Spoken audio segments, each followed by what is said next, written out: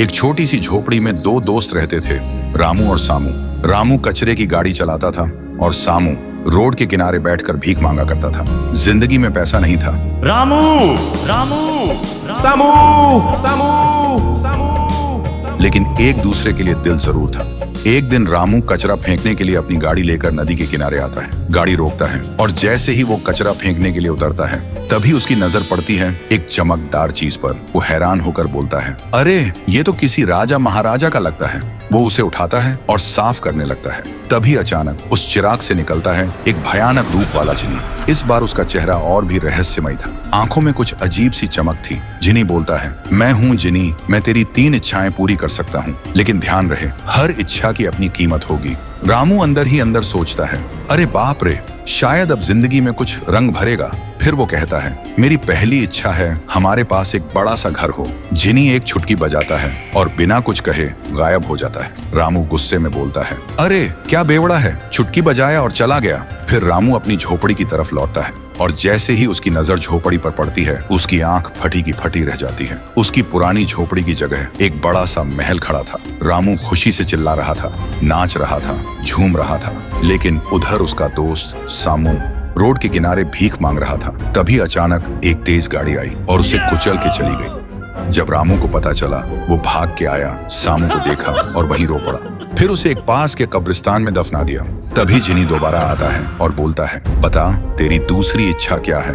रामू आंखों में आंसू लेकर बोलता है, सड़क पे चलना मुश्किल है। मेरा भाई जैसा दोस्त को सड़कों ने छीन लिया, तो मुझे कुछ ऐसा दो जिसमें मैं उड़ सकूं। जिनी छुटकी बजाता है और उसके सामने एक लाल उड़ने वाला कारपेट आता है। जिनी बोलता है, इसमें बैठ जा, अब तू आसमान से चलेगा। रामू कारपेट पे बैठता है और आसमान में उड़ने लगता है। चेहरे पे खुशी थी।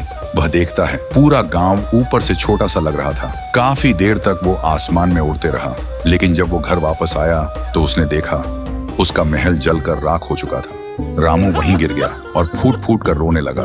तभी जिनी फिर आता है और कहता है, तेरी तीसरी इच्छा क्या है। रामू रोकर कहता है, जो भी दिया सब ले लो, लेकिन मेरा पुराना जीवन वापस दे दो, मेरा दोस्त, मेरी झोपड़ी, मेरा सुकून। जिनी पहली बार शांत होता है और कहता है, जो हुक्म मेरे आका, और एक छुटकी बजाता है। रामू के चारों तरफ रोशनी फैल जाती है। जब रोशनी खत्म होती है, रामू वापस वही जगह पर होता है जहाँ से सब शुरू हुआ था। वो उस चिराग को उठाता है और उसे सीधा नदी में फेंक देता है और कहता है, मैं अमीर तो बन गया था, लेकिन अकेला भी हो गया था। अब गरीब हूँ और मेरा भाई मेरे साथ है। एक छोटे से गांव में तुंग तुंग नाम का एक लड़का रहता था। तुंग तुंग बहुत ही गरीब था। उसके माँ बाप बचपन में ही मर चुके थे।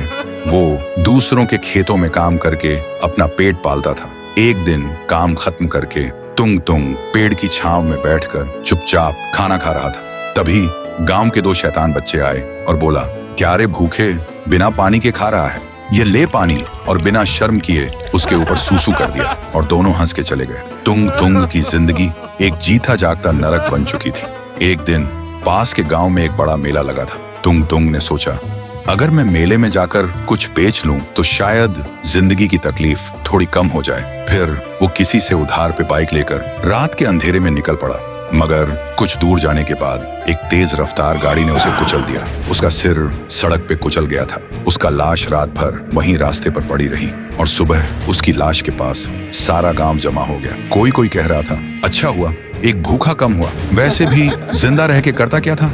और फिर गांव वालों ने बिना शव संस्कार के उसकी लाश को नदी में बहा दिया। लेकिन तुंग तुंग की आत्मा को वो अपमान, वो बेइज्जती सब याद थी।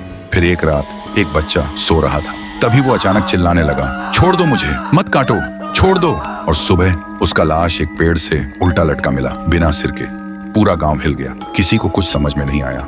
फिर एक रात एक आवाज गूंजती है और सुबह गांव के बीचों बीच 2 लड़कों की लाश के टुकड़े बिखरे हुए थे और मिट्टी में खून से लिखा था, भूख से मत खेलो। पूरा गांव डर के मारे रो पड़ा। तभी गांव के एक बुजुर्ग ने कहा, जब से तुंग तुंग गया है तब से ही ये सब होने लगा है। और क्यों ना हो, हम सभी ने कभी उसे समझा ही नहीं। हर कोई उस पर चिल्लाया सिर्फ इसलिए क्योंकि वो अपना पेट भरने के लिए हमसे बस एक रोटी मांगता था। अब उसकी आत्मा तभी शांत होगी जब हर घर से एक रोटी उसके लिए नदी में बहाई जाए। फिर अगली पूर्णिमा पूरा गांव रात के 12 बजे एक एक रोटी नदी में बहाता है। तभी आसमान में बिजली चमकती है और एक चीख गूंजती है, शुक्रिया शुक्रिया। उसके बाद से तुंग तुंग की आत्मा को मुक्ति मिल गई थी। तब से गांव में खून बंद हो गया।